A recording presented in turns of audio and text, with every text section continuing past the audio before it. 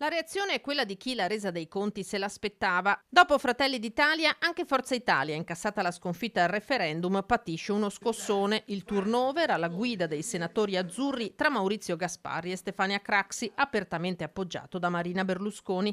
Il capogruppo in regione Alberto Bozza prende atto, il passaggio evidentemente era obbligato. Dopo la tornata referendaria è giusto fare un check, è giusto fare una verifica non solo da parte del Presidente del Consiglio.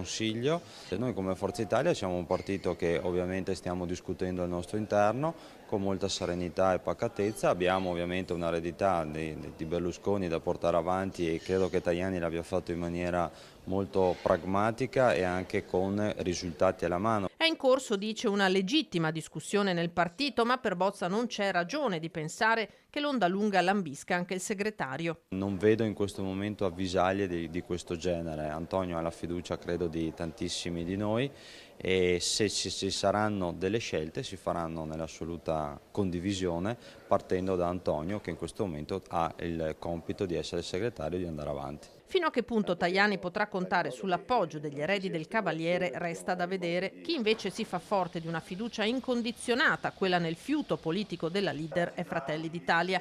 Benvengano anche le tempeste. La Premier, secondo il capogruppo Claudio Borgia, saprà governare la nave comunque. Penso che sia un momento di rinnovamento, quindi partito da Fratelli d'Italia, e credo che gli alleati abbiano colto l'occasione per fare gli opportuni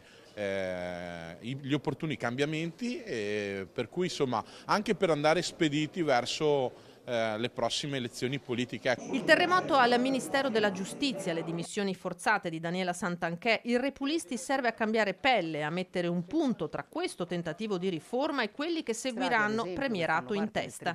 Questa riforma, a prescindere da quando andrà, sia fondamentale quella appunto del premierato, dobbiamo solo capire le tempistiche. Tornata nel cassetto la pratica giustizia, il centrodestra si riallinea su un altro tema cardine, l'immigrazione. Sia Meloni che Tajani esultano al via libera del Parlamento europeo al rimpatrio degli stranieri irregolari, anche in paesi terzi e non solo in quello d'origine, di fatto avvallando la linea italiana. Mentre all'estero continuiamo ad avere questa conferma della capacità dell'Italia di essere leader e di informare e dare forma alle politiche anche europee, abbiamo dovuto invece